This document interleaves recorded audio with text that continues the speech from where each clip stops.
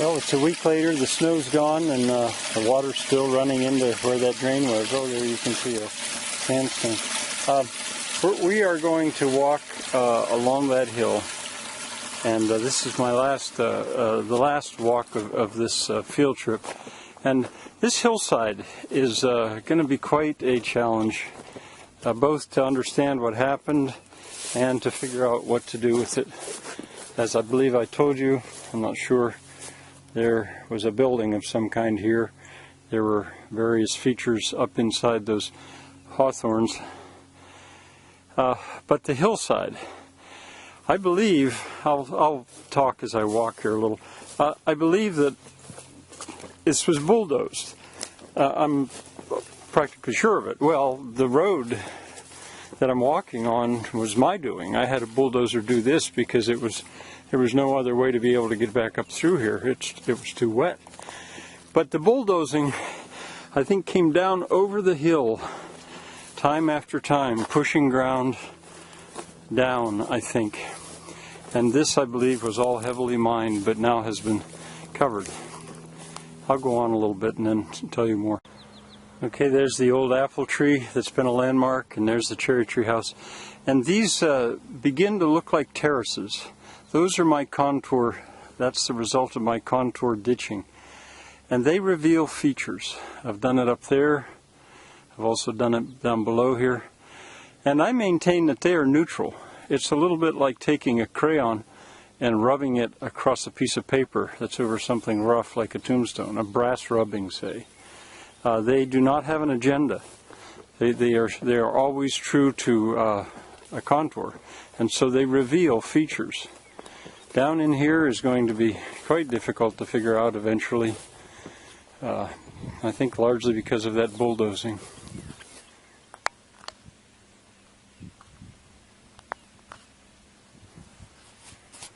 Once again, there's that old apple tree. And you might be able to see here, although it has to be mowed and grazed short, but you might be able to see that I have maybe 10 times crossed that area with contour ditches, which I can either flood or drain at will. But I'm standing on an old road of some kind. That bank that's right there is not my doing, and it came from down in that area. Now, going back, the cherry tree house, the excavation for it is by that post. That bank, that's from the excavation for the full basement to the cherry tree house, and that also is the leach field for the septic system. So that is my doing. But right about here, there is an area where there was a foundation of some kind. It shows on one of the maps that are online, I think in the 1940s, as a bright white bare spot. I think it had just been cleaned up. But the water always comes out of it, if there's any water in the ground at all. And it, again, refuses to be drained. I'm going to go down there.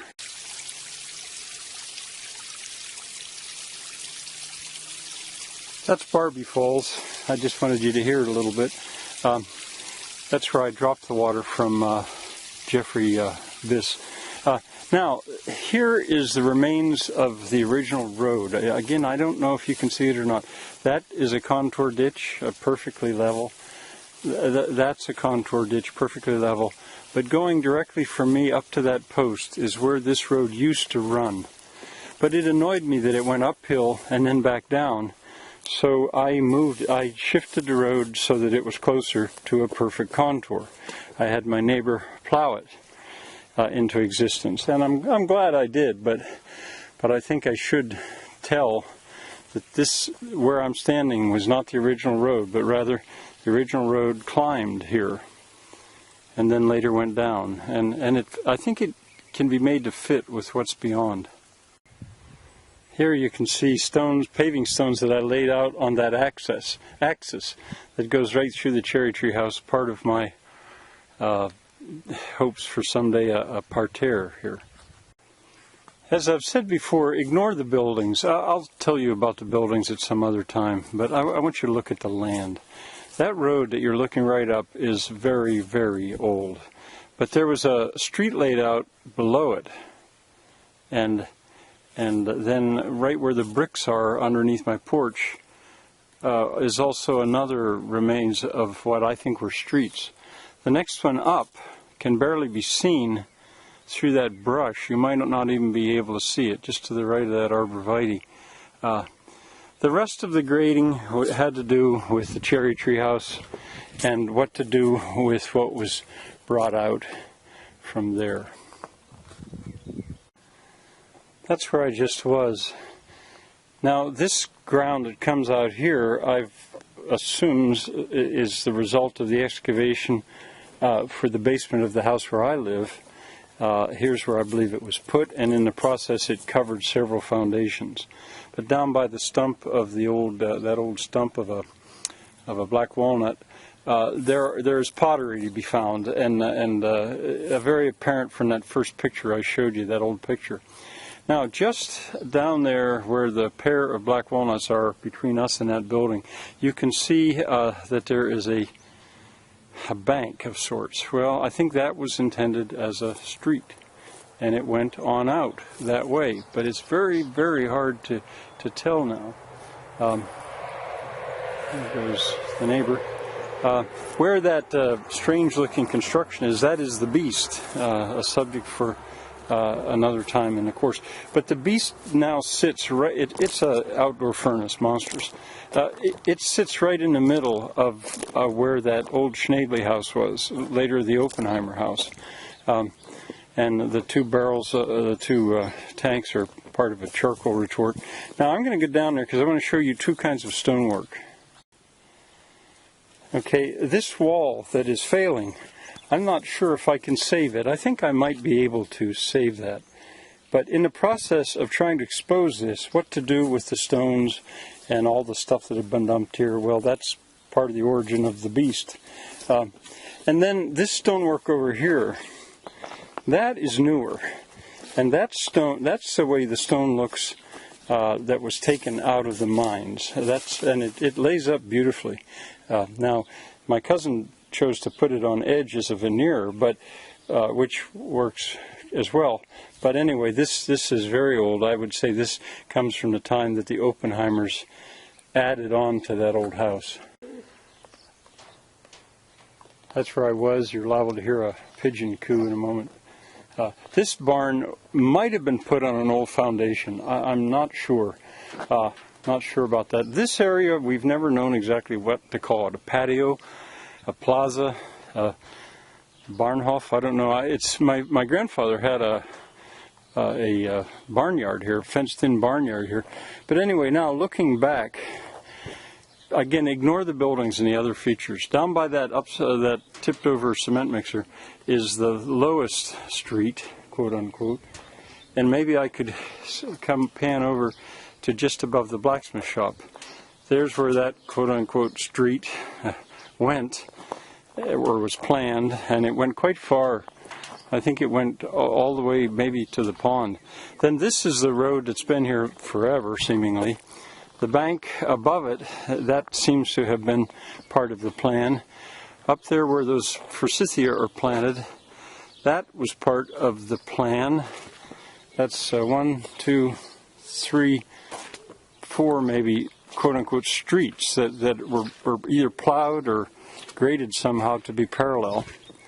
I don't know the history of that stone wall. The fact that it's got mortar over it tells me something, but this homely looking building I hope has a future. That the arch and the vault is my work. When I had a backhoe, I need to cut that forsythia out or it'll destroy the arch.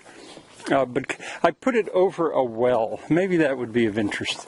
I don't know if I have shown you this in this video or not, but if I come into the building and I look down, there is water. This is a dug well which was filled in, and then I relayed it and then put a cap on it because I was afraid about someone falling in. And here, this feature, that well, I believe is visible in that oldest photograph. Right here there is a square. There are square mounds, and I think it's a foundation of a building. I'm not sure. I mean, this is not my doing. And the next street up, quote-unquote street up, runs toward that telephone pole, that light pole, and I should go there. As I approach this electric pole, notice the hump that I'm coming to. I've never had an explanation of this. I don't know why it would go here and stop like this. At the moment, I think possibly a well for the houses below. I'm not sure. And then finally, the last laid out street includes that cherry and then that hawthorn. And I showed you that from up in the cherry tree house, attic window. Well, I'm back to where I started. There's the cherry tree house. There's now water in the abyss all the way to the top of the proposed fountain. And there once again is where I live, and the collection of buildings down there, and my cows.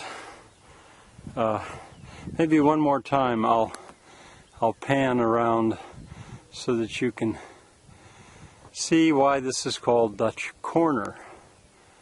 The mountain makes a corner here. So now it's sunny. Spring will be here soon. Soon I'll hear the frogs, and that will be nice. But that's going to end this series of videos for now. I'm sorry if it's been boring at times, but my purpose has not been to entertain. My purpose has been to leave a record of what I know of Conemaugh Village, or Oppenheimer Village, or the Camp Ranch. Bye now. Second goodbyes are often awkward, but here we go. That's going to happen here. I can call this an epilogue. I'm standing on the porch of my house, and I'm looking at the meadow. And I thought it would be worth it to have you see this. Faintly you can make out where I have put contour ditches across the meadow as well. If I ever get that so short grazed or mowed or both that it's like a golf course, almost every feature or more that I know about will be revealed. And within a week, the frogs down there are going to be hollering so loud, it'll be almost deafening. The spring peepers as small as your little fingernail. Okay, and maybe I'll have Paige say goodbye. Paige, that's that girl. She's the one that's been helping me.